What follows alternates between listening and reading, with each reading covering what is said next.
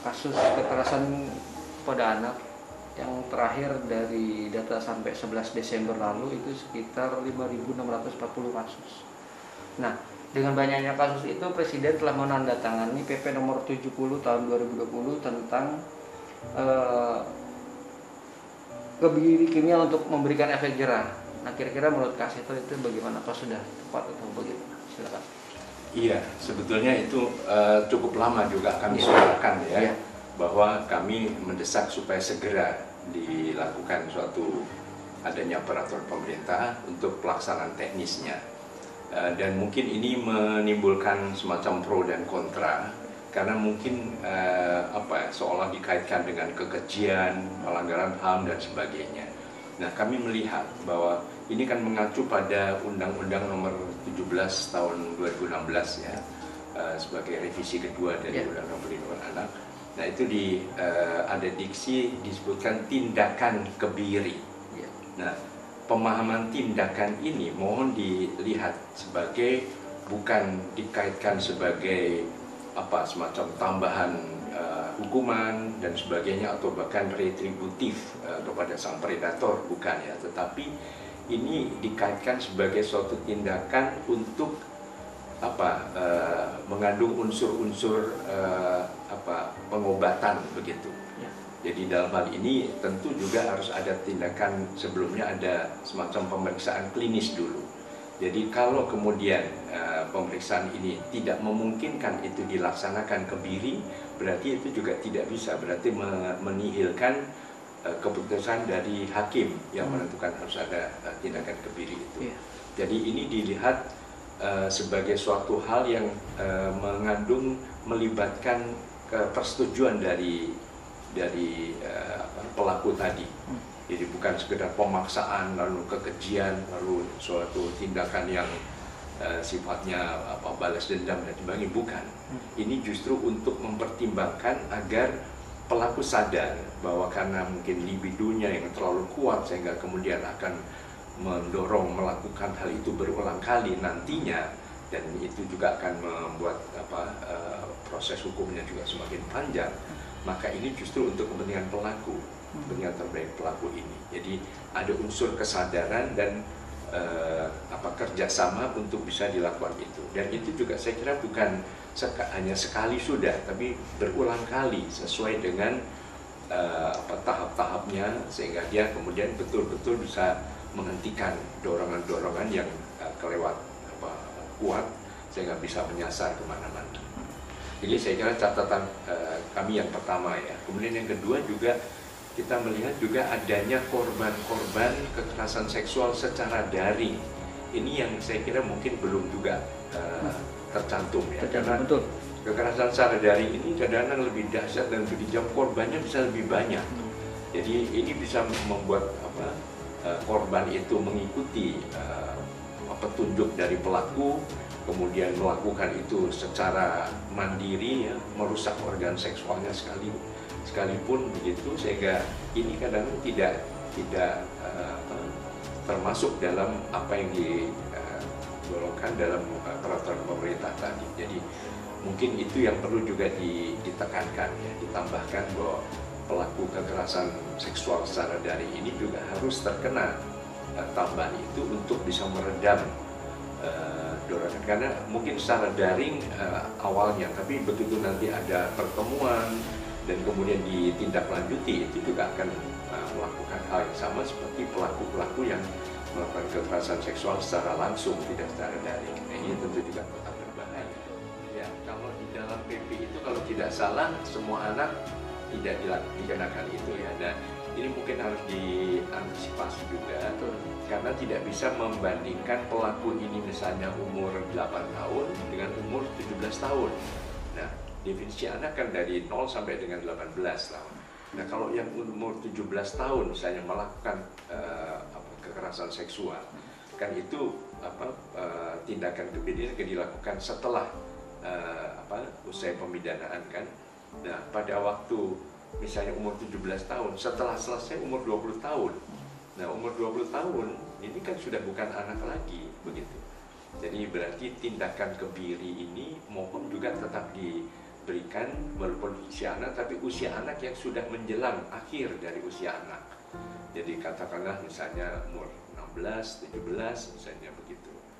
Jadi karena setelah selesai masa pemindahan itu tetap harus diberikan ini supaya mengerem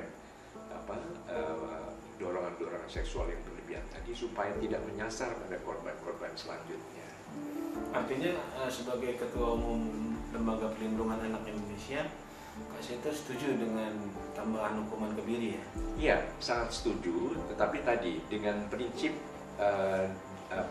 tindakan ini adalah mengandung unsur pengobatan atau tindakan yang melibatkan persetujuan dari pelaku. Jadi tidak ada unsur semacam kekejaman, kekejian yang mungkin sementara pihak akan mengarahnya ke sana. Ya. Jadi ini bagian dari kerjasama, termasuk kerjasama dari si pelaku itu sendiri untuk kepentingan pelaku supaya setelah menyelesaikan masa hukuman ini tidak melakukan tindakan itu lagi. Gitu. Efek jerah ya? Iya, iya. Selain efek jerah juga tadi kesadaran. Yang penting kan di dalam prinsip pemasyarakatan ini kan bukan balas dendam kan.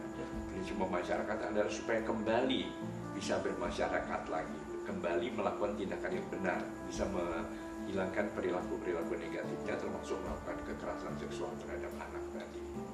Ada kemungkinan untuk kembali nggak sih setelah dikebiri di pelaku setelah Iya, saya kira yang berwenang untuk menjelaskan ini adalah para tenaga medis ya, bahwa artinya dengan begitu kan sudah diredam dorongan yang berlebihan tadi. Karena banyak orang-orang yang masih mampu mengendalikan itu, tapi yang tidak. Nah, itu yang dengan prinsip kebiri tadi, dugaan saya adalah justru untuk membuat dorongan itu bisa lebih terkendali.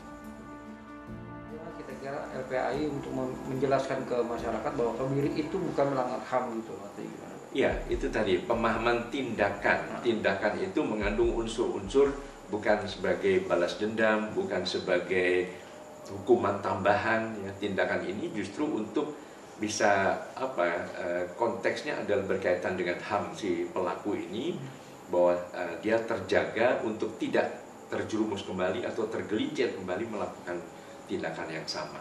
Nah, ini kan pengendalian pada unsur dorongan libido tadi. Dengan adanya kebiri diharapkan dorongan libidonya juga bisa semakin dikendalikan atau dikurangi. Oke, pesan-pesan Ketua Umum LPAI kepada para pelaku predator dan anak, silakan. Iya, tentu kepada anak-anak mohon kita tetap meningkatkan kewaspadaan, ya, menjaga diri, selalu koordinasi dengan orang tua atau kalau di sekolah juga dengan guru, tetap waspada bahkan terhadap orang-orang yang mungkin ada di sekeliling kita yang kadang-kadang melakukan pendekatan-pendekatan dengan bujuk rayu dan sebagainya. Mohon adik-adik tetap waspada akan hal ini, dan tadi selalu koordinasi, selalu bertukar pikiran, berdialog di rumah dengan ayah dan bunda atau mungkin dengan kakak-kakak, kemudian di sekolah dengan guru, sehingga tetap mencegah kemungkinan terjadinya kekerasan seksual terhadap diri adik-adik semuanya. Dan mungkin ya kepada para predator, mohon lindungilah anak-anak Indonesia, lindungi anak-anak, karena anak-anak masih punya masa depan yang sangat jauh, yang masih sangat bagus. Jangan sampai dirusak dengan melakukan tindakan kekerasan seksual, karena kekerasan ini berdampak sangat negatif pada perkembangan jiwa dari anak-anak Indonesia. Jadi sekali lagi mohon hentikan, karena tambahan ini juga diharapkan akan membuat para predator, para pelaku ini bisa menahan diri dan mengurungkan berbagai rencana-rencana tindakan kekerasan seksual. Sedikit, apakah itu berlaku hanya untuk lawan jenis atau sesama jenis? Ya, artinya bukan hanya anak perempuan, tapi juga anak laki. Gitu. Jadi sering seolah korban kekerasan seksual ada anak-anak perempuan, ya. Padahal kekerasan ini bukan hanya heteroseksual, tapi juga adanya homoseksual tadi. Jadi mohon pelaku baik sasaran anak perempuan maupun anak laki tetap dikenakan tadi sanksi pidana tadi, tetapi untuk masalah kebiri mohon diluruskan bahwa ini sifatnya adalah justru rehabilitasi. Jadi prinsipnya untuk kepentingan terbaik dari pelaku itu sendiri, dan dengan pendekatan-pendekatan yang tepat sehingga akhirnya bisa menjadi bagian dari keputusan sang pelaku. Kalau di beberapa negara maju saya kira sudah berlaku hal itu, maka kalau bisa hal ini juga berlaku di tanah air sehingga tidak ada kesan sebagai pelanggaran HAM, kekejaman dan sebagainya, bukan atas dasar itu. Kalau kita dengar kembali kata kebiri itu kan lebih identik kepada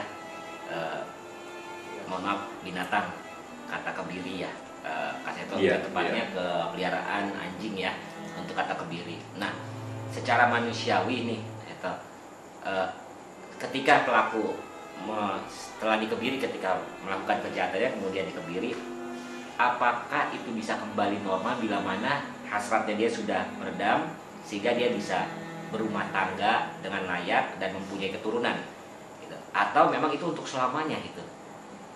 Ya, artinya kalau itu tentu tenaga medis yang patut menjelaskan ya. Tetapi saya kira ini semua kan suatu hal yang sifatnya proses ya. Arahnya tentu diharapkan jangan sampai hal itu terjadi lagi. Makanya tadi kebiri secara kimiawi tadi perlu dilakukan bukan hanya sekali terus sudah, tapi mungkin beberapa kali. Nah, arahnya bagaimana tentu juga dikaitkan dengan bukan hanya faktor fisiknya saja, tapi faktor psikologisnya juga. Dengan harapan adanya kesadaran, keinsyafan, bukan sekedar karena pemaksaan, tapi juga kesadaran dari diri pelaku. Jadi motivasi untuk menghentikan bukan faktor eksternal, tapi juga faktor internal dari diri sang pelaku itu sendiri.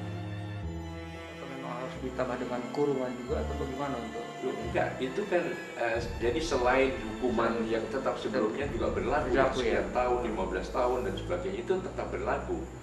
Jadi ada tambahan tindakan kebiri ini, tapi arahnya adalah justru untuk meredam tadi dorongan seksual yang tidak terkendali, yang berlebihan, yang justru takutnya kalau kemudian selesai melakukan menjalani pemidanaan, takutnya akan menumbuhkan tindakan-tindakan berikutnya lagi yang akan juga menyasar korban-korban selanjutnya.